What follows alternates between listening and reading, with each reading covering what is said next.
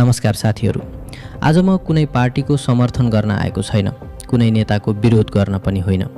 आज म हामी सबैले महसुस गरेको तर बोल्न नसकेको नेपालको कुरा गर्न चाहन्छु। यो भिडियो सिस्टमको ऐना हो। Media reality.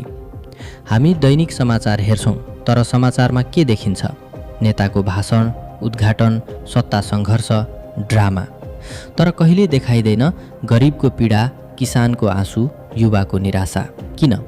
किनकि साँचो देखायो भने प्रश्न उठ्छ र प्रश्न उठेपछि सत्ता हल्लिन्छ। मिडिया स्वतन्त्र भनिन्छ, तर सत्य देखाउन आज पनि डराउँछ। आज हजारौं नेपाली युवा Kuwait, Qatar, Malaysia, Korea, Japan. किन? के उनीहरूलाई देश माया छैन?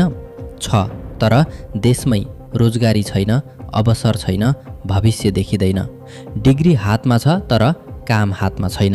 यही कारण नेपाल आज युवाविहीन देश बन्दैछ। हाम्रो शिक्षा प्रणाली कस्तो छ? पढाइ धेरै तर सिप शून्य। पास भएर निस्किँदा विद्यार्थीलाई थाहा हुँदैन अब के गर्ने। शिक्षा भविष्य बनाउने ठाउँ हो, तर नेपालमा शिक्षा नै अन्योल बनिसक्यो। नेपालको अर्को कडुवा सत्य, कानुन सबैका लागि बराबर छैन। पैसा र पहुँच हुनेले ठुला गल्ती गर्दा पनि सजिलै छुट पाउँछ, तर गरिब मान्छे सानो गल्तीमा पनि कानुनको चक्कीमा पिसिन्छ।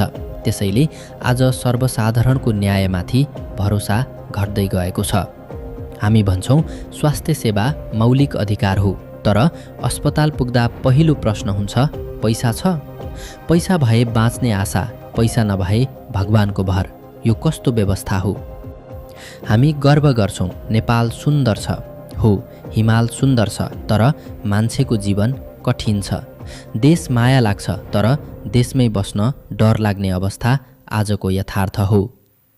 यो भिडियो गाली गर्न होइन, सचेत हुनका लागि हो।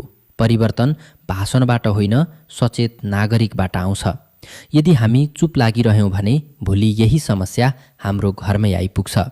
यदि तपाईँ पनि यो सत्यसँग सहमत हुनुहुन्छ भने लाइक गर्नुहोस्, कमेन्टमा आफ्नो अनुभव लेख्नुहोस्, यो भिडियो सेयर गर्नुहोस्, किनकि साँचो लुकाउन मिल्दैन। नेपाल बदलिन सक्छ यदि हामी जागरुक भयौँ भने।